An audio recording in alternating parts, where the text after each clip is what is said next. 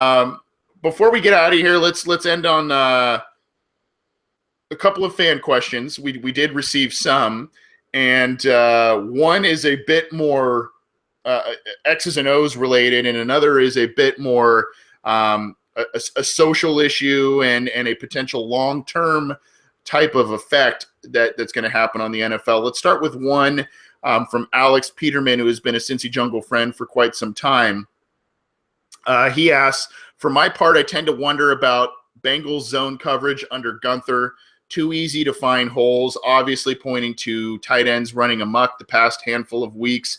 And, Connor, you had mentioned some things with crossing routes with Odell Beckham Scott.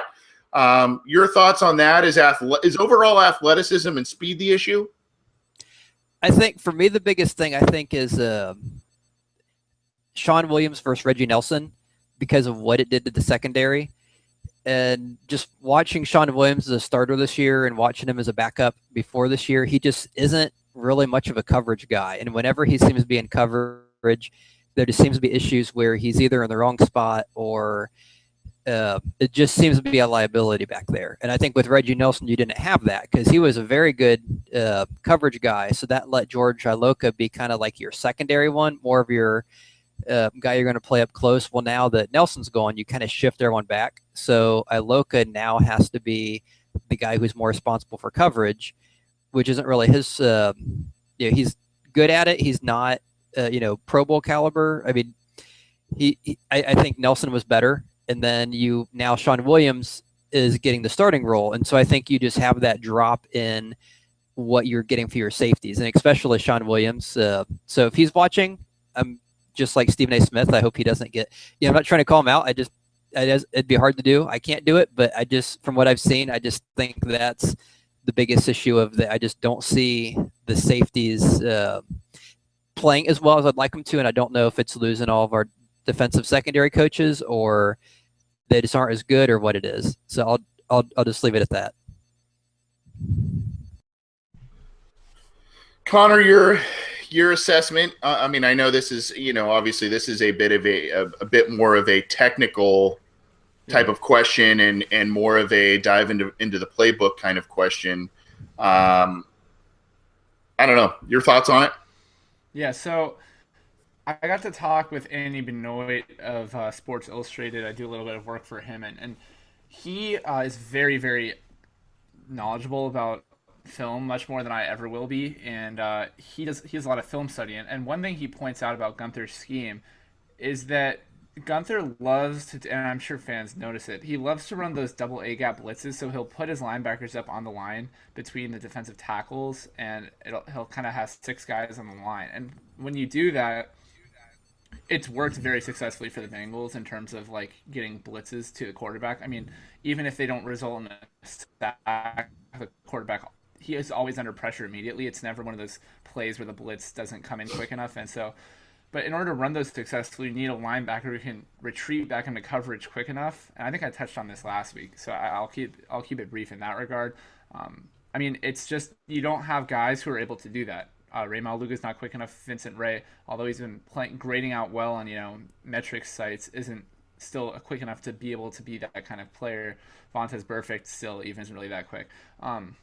And Burfict is good enough where he can kind of make up for that in coverage, but I think the whole rumors of him, gaining a ton of weight are a little bit misguided. I mean, maybe he is a little heavier. I'm sure it's part of the Bengals regimen and what they want him to do. So that slide, and especially now that he's playing a lot more middle linebacker, it probably makes sense that he's put on some weight because that's just how the Bengals play their middle linebackers. I mean, Ray Maluga has been one of those heavier set guys. I just want to address what Scott said about the safeties because I don't really want to say that you're wrong or anything like that. I just think it's kind of a common misconception with Bengal fans is that they play a lot of one high safety looks and they really play a lot of two high safeties where basically Iloka and Williams are on one side of the field each, and I'm not going to pretend that I know exactly like the whole schematics of all of that, but essentially from what I've read that Andy Benoit has written, and from what I've seen on tape, the Bengals definitely play a lot of two high, like more than almost any other team in the NFL. And Carolina did the same thing last year, and we all know the whole Josh Norman left thing. And the reason why they let him go was because they didn't really believe that they needed very good corners as long as they had an effective pass rush, and they didn't even really need good safeties in that regard. All they needed was an effective pass rush. And then since they had Thomas Davis and Luke Kuechly, two of the quickest and best coverage linebackers in the NFL, you just plug and play, and it makes sense because you're getting the pass rush there. Teams don't have a lot of time to throw. Kuechly and Davis are covering the intermediate routes, and there you go. In the Bengals part, they don't run a similar scheme in that standpoint of, like I said, they run a lot of they put their linebackers on the line a lot, and so you need quicker linebackers, and it really messes up in man coverage. I think that's really what has been an issue for them is when you have a guy like Carlos Dansby or Vincent Ray lined up in man coverage, on the outside against Gronk or against a running back, and they just aren't quick enough to catch up. And so you got to figure out something to do. And I know fans don't really like the whole sending out Michael Johnson in coverage, and I don't think he should be in intermediate coverage, but put him in coverage on the flat or something where you're going to be able to prevent the running back. I think Carlos Dunlap has made so many plays this year where he's jumped up and batted balls down that would have been big gains to a running back if not for him standing up and jumping and batting a ball down, and that's covered up a lot of the bad play from the linebackers. And so you either need Michael Johnson to start making plays on one side and bat the balls down on those screen passes, or just even those throws to the flat, and you need your linebackers to start playing. And Gunther he runs a vanilla scheme. And that's not, I don't think that's a bad thing because it worked last year. He trusts his players to execute.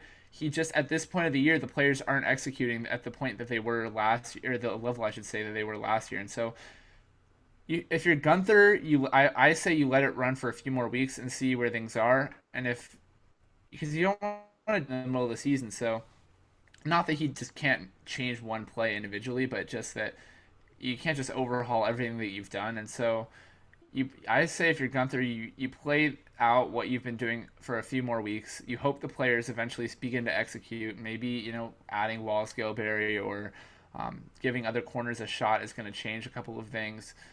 And you hope that, things click. And if not, then you kind of understand, we need different personnel. And if I'm Paul Gunther, I'm so frustrated that there's still one linebacker who maybe could be a good coverage player, which we still don't know yet, and Nick Vigil on the roster. I mean, you need more athletic linebackers in today's day and age. And I don't know, I'm sure Gunther has some say in who's drafted, but it would definitely be frustrating to inherit a roster where you don't have athletic linebackers in a defensive scheme that is predicated on athletic linebackers making plays.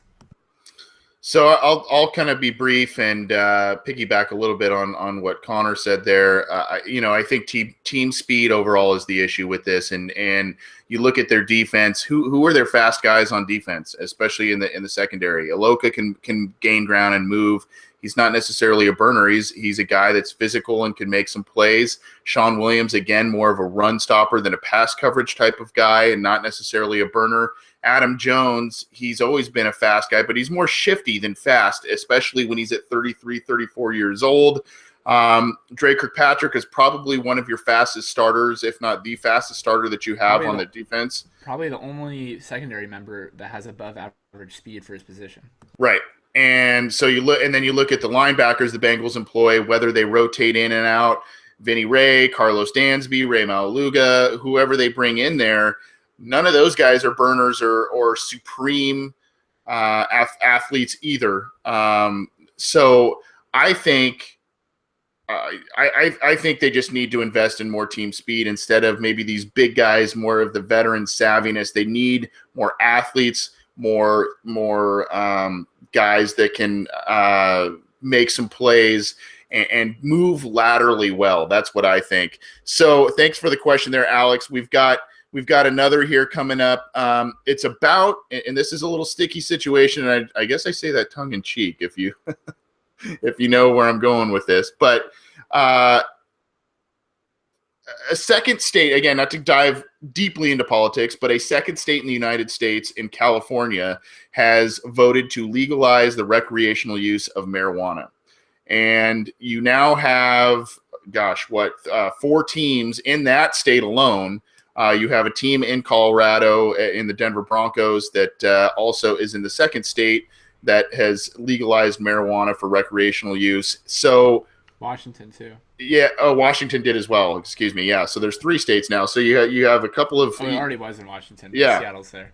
So you've got six teams, and you can tell by me not really thinking about Washington on the top of my mind. I'm a little ignorant on this subject. However, this subject does have implications for the NFL, and not only the nation, but the NFL. Scott and Connor, I know you've got an article you probably want to reference, but I'm going to start with Scott here. What do you think the ramifications are about this passing, and do you think more players will now be lobbying for this to be something that they don't need to be tested for, nor should they be suspended for? Yeah, I think it definitely is going to be a big issue with the testing, because you get to a point where it's a team or a league rule where they say you can't do it, but the state says you legally can in that state. So it's going to, I assume it'll get to a point where they'll have lawyers involved in the probably in the next CBA. It'll get brought up as far as, hey, it's legal to do where I live or where I play, but not where. And it kind of brings up the question of, okay, well, now you have these dilemmas where, let's say a guy played for the Rams, so it was legal and he was using it, and then he gets cut and signed by the Browns. And now all of a sudden it's, in his state, it's illegal and he has it in the system. Are you able to test him for it? Because, or let's say a guy lives in like Los Banos, California. So, it's legal where he lives, but he doesn't play for a team in California. Let's say he plays for the Bengals, or I don't know, another team like the Ravens or something. So you get in these really sticky situations where, hey, for part of the year, it was perfectly legal for me, even though the league said it wasn't. So I have to assume this is something that will definitely come up in the CBA. It'll definitely get a lot of work lawyers involved. And you'll probably see that too, not just in the NFL, but probably in the workplace in some of those areas, because a lot of employers have, I'm sure if you go work at Taco Bell, they probably have in the application, no drugs or drug-free. We drug test you. I know some factories will do that because they don't want people showing up operating, forklifts, while they're high or whatever. And so I know it's going to be a sticking point, because now the states are saying these things are legal. How can an employer turn around and say, well, yeah, it's legal, but we still want to ask you not to do that? And so it kind of brings up the question of, okay, at what point can a company or a league, have a rule to do or not do one thing when the state says, yeah, it's perfectly fine to do it. So it'll be very interesting to see how it all plays out, especially as more states are going that way. I would have to assume the league, especially based on Goodell's track record, that they're probably still going to be really hard with it, because they kind of have a past with, hey, we've kind of given this hard sentence. We don't want to start loosening it up now, because as soon as we do, we're going to open the floodgates. They tend to take more of a hardline approach. So I would assume until something changes more than a few states passing it, they're probably still going to be just as harsh on the suspensions and fines or whatever they levy, until something comes more either through the CBA or through lawsuits or something like that to change it. Yeah, I agree with you. And I think, and part of the reason, and I'm not going to get into it, but part of the reason as a Californian I voted the way I did is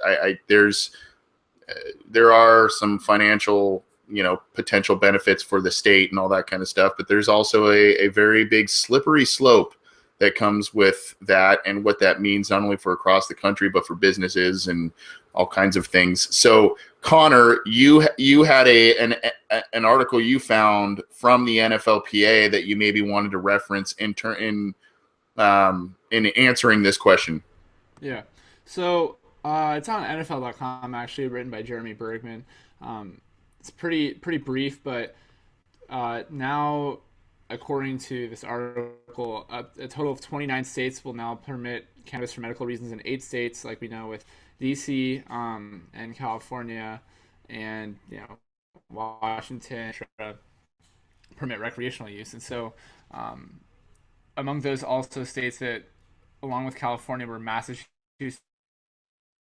and at least 3 more approved medical marijuana use, with Florida being the big one of those 3 that has an NFL team.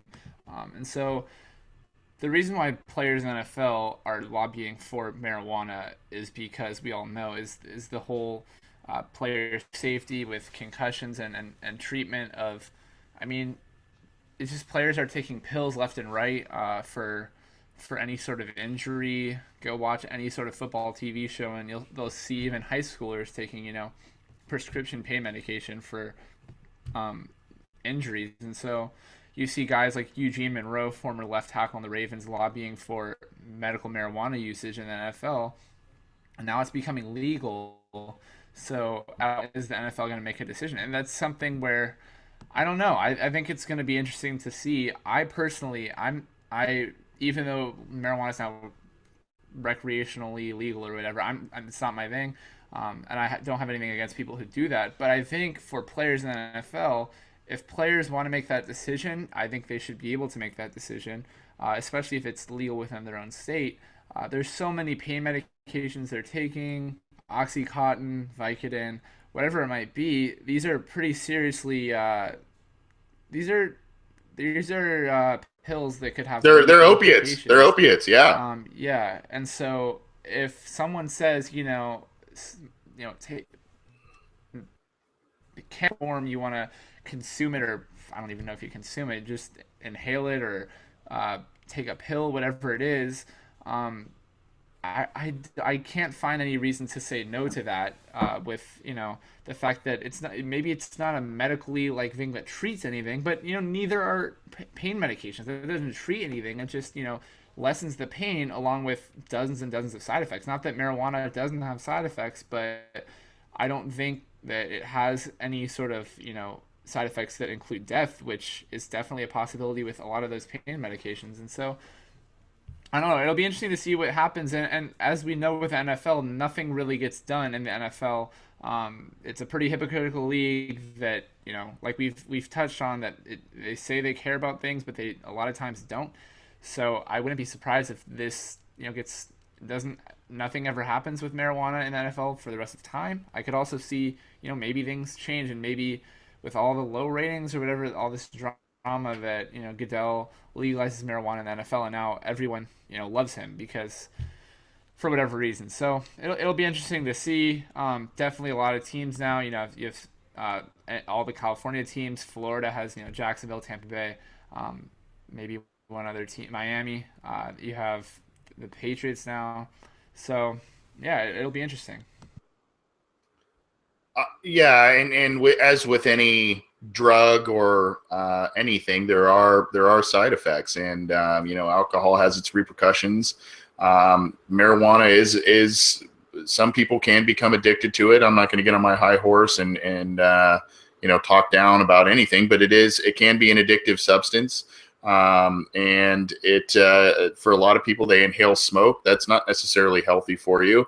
And there have been cases of THC poisoning in people and in kids in places like Colorado based on overconsumption of marijuana. And that's something that obviously, as you can get alcohol poisoning, you can obviously overdose on other drugs and things like that. So there are repercussions to marijuana as well, maybe not to the same extent as some other things, but it's something the NFL will probably need to start looking at, especially as more states potentially not only start allowing medical marijuana, but also legalizing it for recreational use, as California just did in this last election. So good question there. Real quick, we've got one more, and then we're going to get out of here. We're a little hard pressed for time, guys.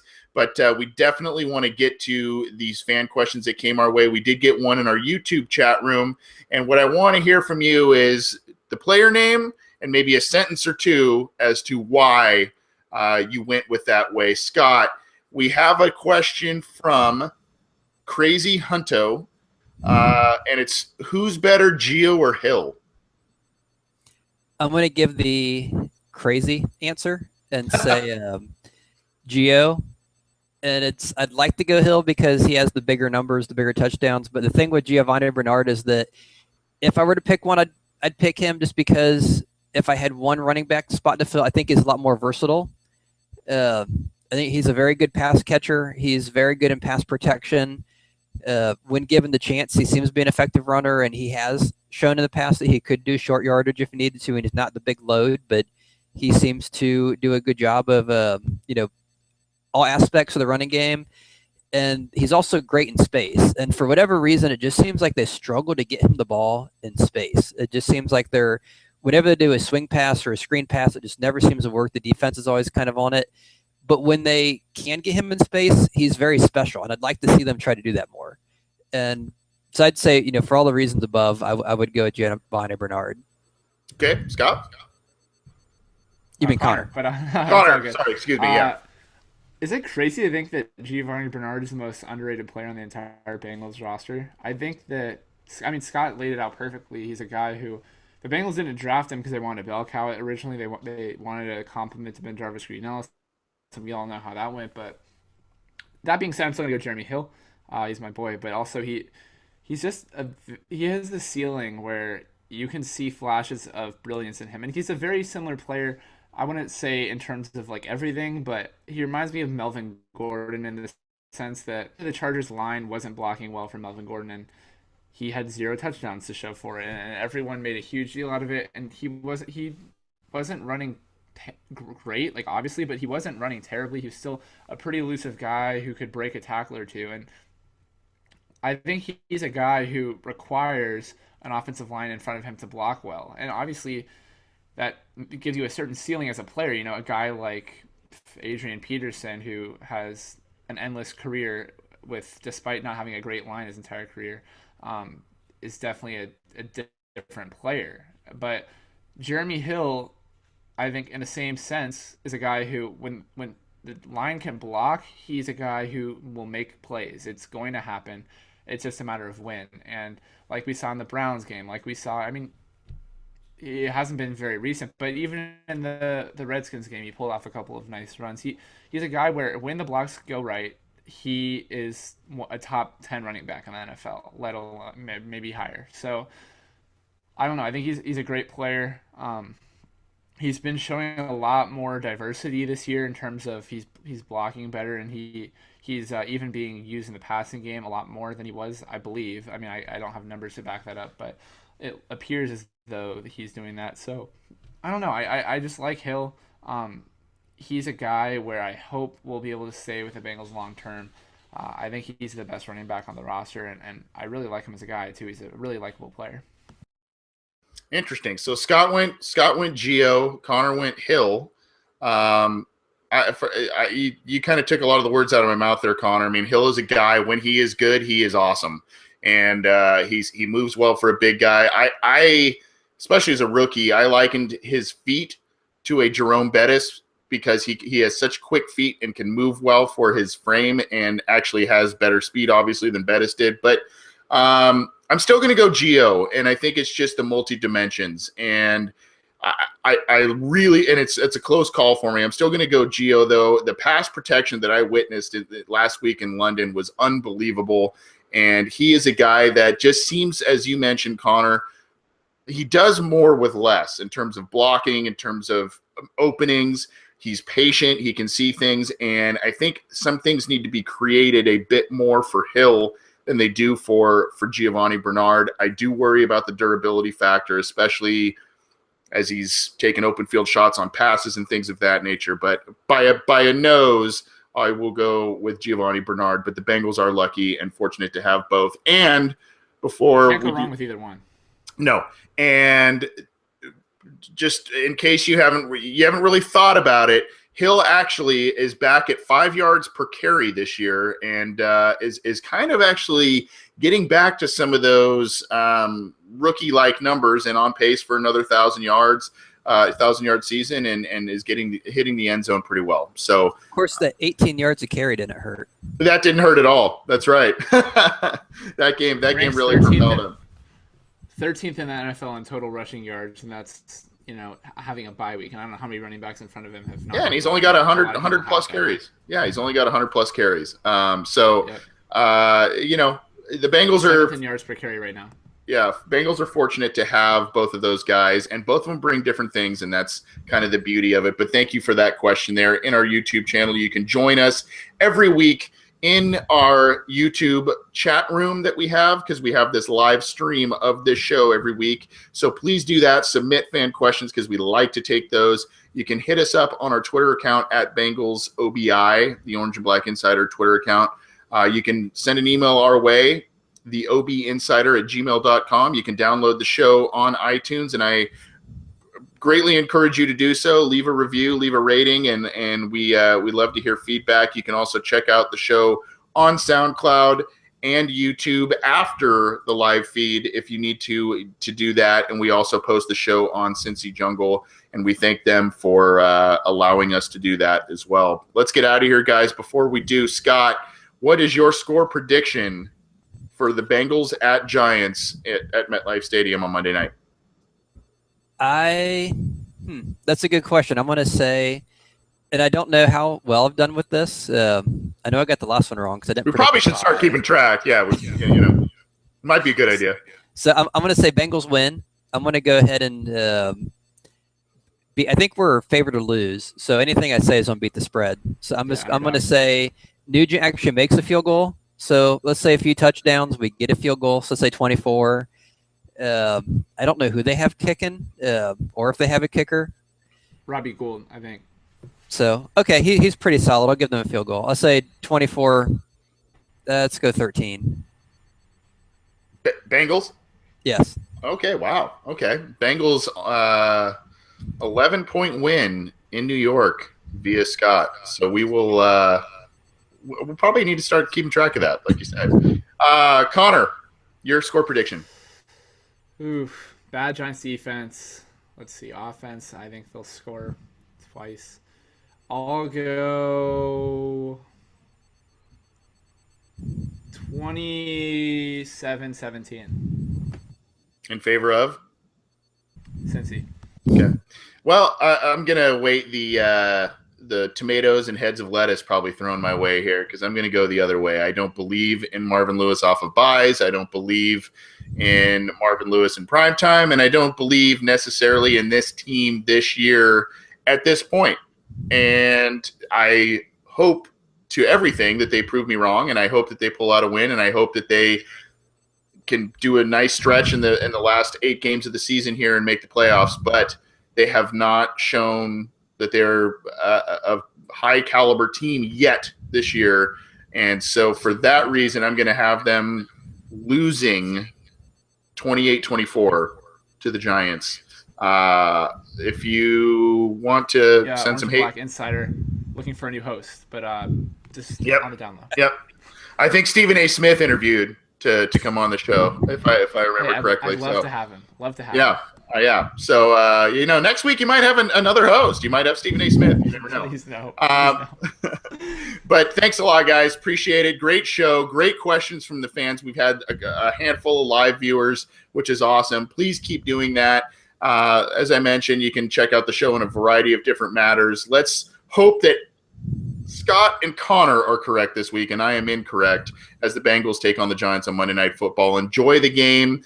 Try and be kind to each other based on the things that have gone on in America this week. And, let's get a win for the Bengals and get this ship righted, okay? Yeah. Well, I think all the guys we've talked about, Gilberry, the linebackers, Gio and Hill, they're going to make the Bengals great again. There you go. Look at that. Seamless transition. There you go. Wow. The king of the segue. Scott Schultz, everybody. I love it. All right, guys. Thanks. Who day, guys? Who day.